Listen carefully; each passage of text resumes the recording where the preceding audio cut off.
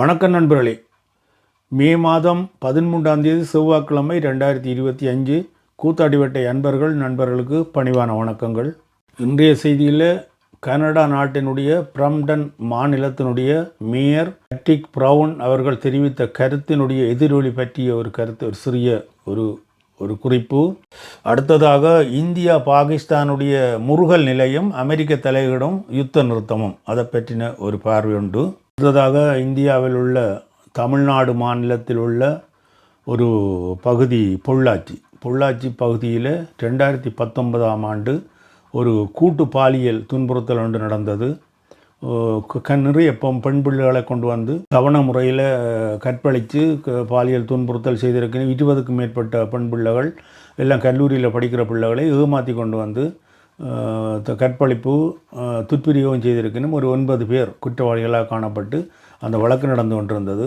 அந்த வழக்கு பற்றின ஒரு பார்வை இதுதான் இன்றைய செய்தி. கூத்தாடிவட்டை யூடியூப் சேனலை சப்ஸ்கிரைப் செய்யாமலுக்கு பார்த்து கொண்டிருக்கிற நண்பர்கள் தயவு செய்து சப்ஸ்கிரைப் செய்து கொள்ளுங்கள் என்று பணிவாக கேட்டுக்கொள்கிறேன். சரி, இப்போ செய்திக்கு போகலாம். கனடாவில் இப்போ சமீபத்தில் ஒரு நினைவு தூபி ஒன்று கட்டி எழுப்பப்பட்டு அந்த நினைவு தூபியை திறந்து வைத்த கனடாவினுடைய பிரம்டன் மாநிலத்தின் மேயர் பேட்ரிக் ப்ரவுன் ஒரு கோரிக்கை ஒன்றை வைத்திருந்தார். ஸ்ரீலங்காவில் இனவழிப்பு நடக்கவில்லை என்று சொல்லக்கூடியவர்கள் யாராவது இருந்தால் அவர்கள் கனடாவில் இருக்க வேண்டாம், நீங்கள் உடனடியாக வழிக்கிட்டு போயிடுங்க, கொழும்புக்கு போயிடுங்க. தமிழ் மக்களை பார்த்து தான் அந்த கருத்தை வச்சிருந்தார். அந்த கருத்து ஒரு சர்வதேச ரீதியாக இலங்கைக்கு ஒரு செய்தியை சொல்கிற மாதிரியான ஒரு கருத்து தான்.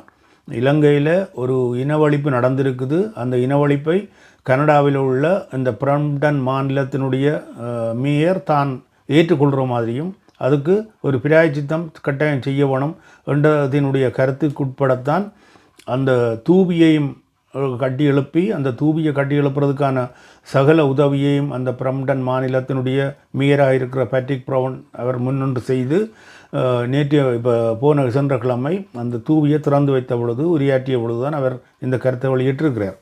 இந்த கருத்துக்கும் இப்போ நான் சொல்ல வார செய்திக்கும் என்ன சம்பந்தம் என்றால், இங்கே இலங்கையில் உள்ள தமிழரசு கட்சியினுடைய பொதுச் செயலாளர், உதவி பொதுச் செயலாளராக இருக்கிற சுமந்திரன் அவர்கள் ஒரு கட்டத்தில் சொல்லியிருக்கிறார் என்னென்றால், இலங்கையில் இனவழிப்பு நடக்க இல்லை, அது குற்றம் நடந்திருக்குது, யுத்த மீறல்கள் நடந்திருக்குது, இங்கே இனவழிப்புன்றதை சொல்ல முடியாது என்று சொல்லி ஒரு ஸ்டேட்மெண்ட்டை கொடுத்துருக்கிறார். அந்த அவருடைய கருத்துக்கும் பிரம்டன் மாநிலத்தினுடைய முதல்வராக இருக்கிற பேட்ரிக் ப்ரவுன் சொல்கிற கருத்துக்கும் நிறைய இடைவெளி இருக்குது. ஒரு வெள்ளக்கார நாட்டில், ஒரு அயல் நாட்டில் இருக்கிற ஒரு அரசியல் தலைவர் இந்த நாட்டில் இலங்கையில் ஒரு இனவழிப்பு நடந்ததுன்றதை ஒத்துக்கொண்டு எங்கேயோ தகவல்களை தேடி எடுத்து ஒரு ஆய்வுகளின் உட்பட்டு தான் அந்த ஒரு முடிவுக்கு வந்து ஒரு ஸ்டேட்மெண்ட்டை கொடுத்துருப்பார். அவர் அப்படி சொல்லிக்கல, இங்கே இலங்கையில் இருக்கிற தமிழ் தேசியத்தை சொல்லிக்கொள்கிற ஒரு கட்சியினுடைய முக்கிய பொறுப்பில் இருக்கிற ஒருத்தர் சொல்லுறார் என்னென்றால், இங்கே இனவழிப்பு நடக்கவில்லை, இங்கே யுத்த குற்றம் நடந்திருக்கலாம், யுத்த மீறல்கள் நடந்திருக்கே தவிர இனவழிப்புன்றதை சொல்ல முடியாது என்று சொல்லி ஒரு இலங்கை அரசாங்கத்தை காப்பாற்றுற மாதிரியான ஒரு கருத்தை சுமந்திரன் சொல்லி கொண்டதாக நிறைய இடங்களில் அவர் சொல்லியிருக்கிறார். அந்த கருத்தை தான் இன்றைக்கு முன்னாள் பாராளுமன்ற உறுப்பினராக இருந்த சிவமோகன் என்றவர் அதை பற்றி இன்றைக்கு ஒரு கருத்தை சொல்கிறார். அவர் முன்னாள் பாராளுமன்ற உறுப்பினரும் மத்திய குழு உறுப்பினராக இருந்து சுமந்திரனோட இணைந்து செயற்படாமலுக்கு ஒரு கருத்து ரீதியாக பிளவுபட்டதால் அவரை வெளியேற்றப்பட்டு அவர் வெளியில் நிற்கிறார் இப்போ இன்றைக்கு. அதே நேரத்தில் அவர் இப்போ பாராளுமன்ற உறுப்பினராகவும் இருக்கவில்லை. அவர் சொல்கிறார் என்னென்றால், கனடாவில் உள்ள ஒரு அந்நிய தேசத்தில் உள்ள ஒரு அரசியல் தலைவர் சொல்கிறார், இலங்கையில் யுத்த குற்றம் நடந்திருக்குது, இனவழிப்பு நடந்திருக்குது, இனவழிப்பு நடக்கவில்லை என்று சொல்லி யாராவது தமிழர்கள் கனடாவில் இருந்து சொல்வார்களாக இருந்தால் அவர்கள் கனடாவில் இருக்க தேவையில்லை, அவர்கள் வெளிக்கிட்டு போய் அங்கே இலங்கை அரசாங்கத்தோடு சேர்ந்து இணைஞ்சு அங்கே போய் இருக்கட்டுக்கு, இங்கே இருக்க வேண்டிய தேவையில்லை என்று சொல்கிறார். அவர் எப்படி சொல்லும் பொழுது, இலங்கையில் இருந்து கொண்டு ஒரு தேசிய கட்சிக்கு இருந்து கொண்டு சுமந்திரனுடைய கருத்து என்ன மாதிரி என்று சொன்னால், இங்கே இனவழிப்பு நடக்கவில்லை, இது யுத்த குற்றங்களும் யுத்த மீறல்களும் தான் நடந்திருக்கென்று சொன்னது இது தமிழ் மக்களுக்கே ஒரு எதிரான ஒரு கருத்து தான் என்று சொல்லி சிவமோகன் இன்றைக்கு ஒரு கேள்வி எழுப்பியிருக்கிறார். இந்த கேள்விக்கு என்ன மறுமொழி சொல்ல போயினுமோ தெரியல. தமிழரசு கட்சியில் உள்ளவர்கள் கனடாவுக்கு இனி போகும் பொழுது இந்த கேள்வி எடுத்து வைக்கப்படும். அதே நேரத்தில் சுமந்திரனுக்கு கனடாவில் ஒரு விரும்பத்தகாத நிகழ்வுகள் எல்லாம் 2-3 தரம் நடந்திருக்குது. அவர் கனடாவுக்கு போகிறத குறைச்சும் கொண்டிருக்கிறார். இப்போ சமீபத்தில் ஸ்ரீதரன் போய் வந்தவர் கனடாவுக்கு. அதே நேரத்தில் சுமந்திரன் போனால் அவரை உட்படுத்துவார்கள் என்ற பயத்தில் சுமந்திரன் போனாலும் ஒரு முக்கியமான இடங்களுக்கு மட்டும் போய் அந்த இடத்துலேருந்து உடனடியாக வெளியேறி போகிற மாதிரி தான் இருந்திருக்குது. இப்போ சமீபத்தில் சுமந்திரன் கனடாவுக்கு போனதாகவும் தெரியவில்லை. இந்த கேள்வியை முன்னாள் பாராளுமன்ற உறுப்பினர் சிவமோகன் எடுத்து வச்சிருக்கிறார்.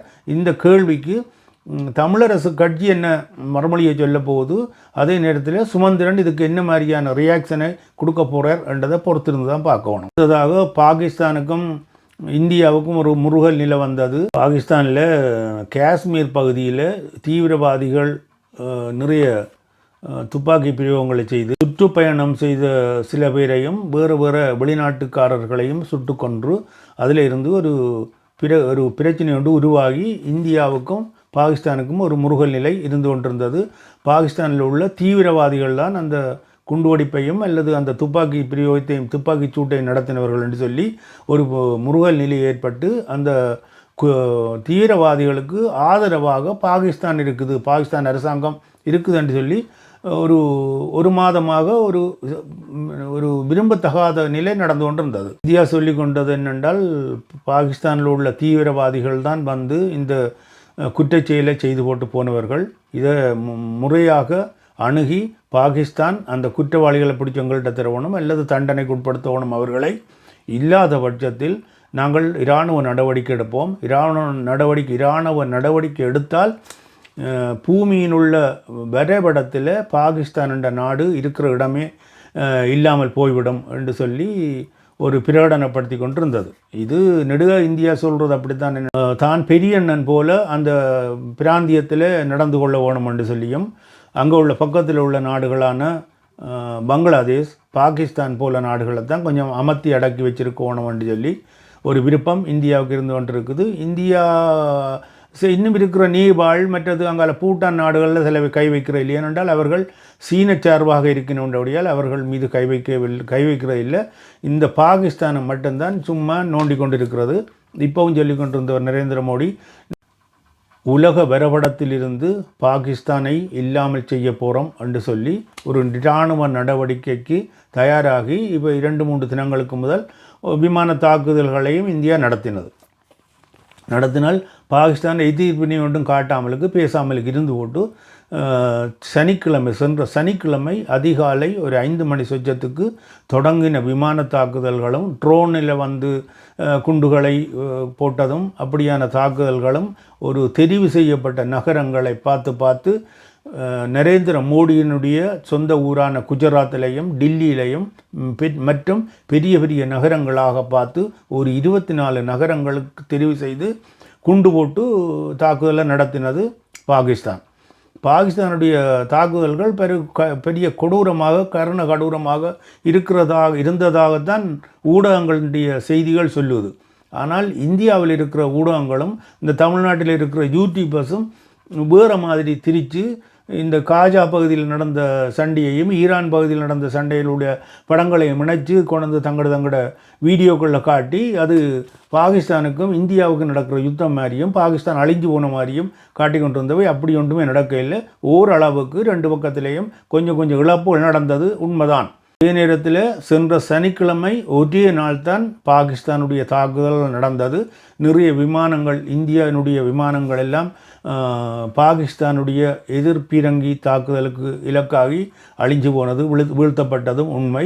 அதே போல் பாகிஸ்தானுடைய ஒரு சில விமானங்களையும் இந்தியா வீழ்த்தி இருக்கிறது என்று சொல்லியும் ஒரு செய்தி ஒன்று வந்தது.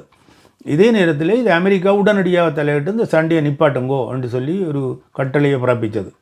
இந்த அமெரிக்கா ஏன் உடனடியாக தலையிட்டது என்று சொல்லி ஒரு கேள்வி ஒன்று வரும். மற்ற நாடுகள் எல்லாம் உக்ரைன் சண்டை, மற்றது ரஷ்யாவினுடைய போர், மற்றது இஸ்ரேல் பலஸ்தீன் சண்டையெல்லாம் நீண்ட காலமாக நடந்து கொண்டு இருக்குது. அதுகளை உடனடியாக நிறுத்துங்கோன்னு சொல்லி அமெரிக்கா சொல்ல இல்லை. இந்த பாகிஸ்தானையும் இந்தியாவினுடைய சண்டையையும் உடனடியாக நிறுத்துங்கோன்னு சொல்லி டொனால்ட் ட்ரம்ப் உடனடியாக அறிவிச்சிருக்கிறார். என்ன காரணம் என்று சொன்னால் அவருக்கு தெரியுது இவர்கள் ரெண்டு பேரும் ஒரு காட்டு மிராண்டிகள், இந்தியனும் சரி பாகிஸ்தானியும் சரி காட்டு மிராண்டிகள். என்ன செய்கிறேன்னு தெரியாமலுக்கு ஒருவேளை சும்மா விலாசத்தை காட்டுறதுக்காக உடனடியாக அவர்கள் இருவர்கிட்டையும் அணுவாயுதங்கள் இருக்குது. அணுவாயுதங்கள் அது பழசுகளாக இருந்தாலும் அணுவாயுதங்கள் இருக்குது.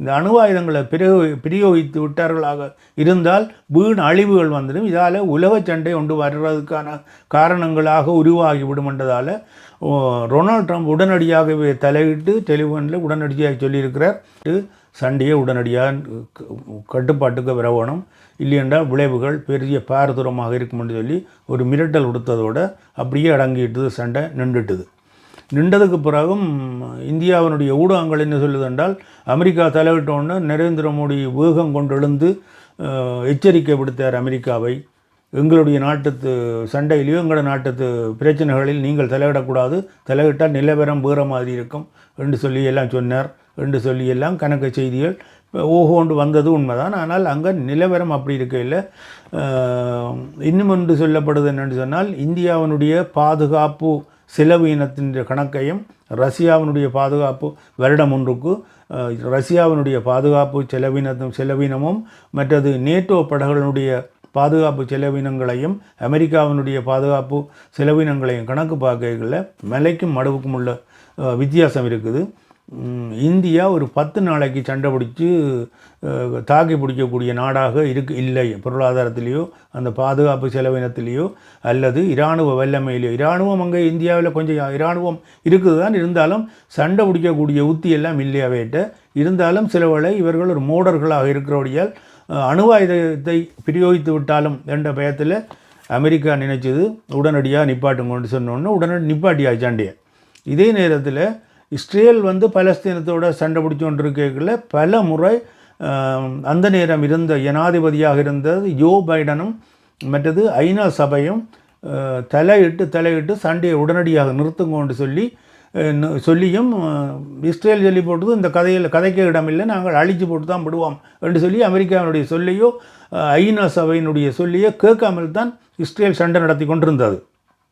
அதே நேரத்தில் தென்னாப்பிரிக்கா இஸ்ரேலுக்கு எதிராக சர்வதேச நீதிமன்றத்தில் வழக்கம் போட்டு நெத்தன்யாகுவை கைது செய்கிறதுக்கான பிடிவாரண்டையும் பிறப்பிச்சிருக்கணும்.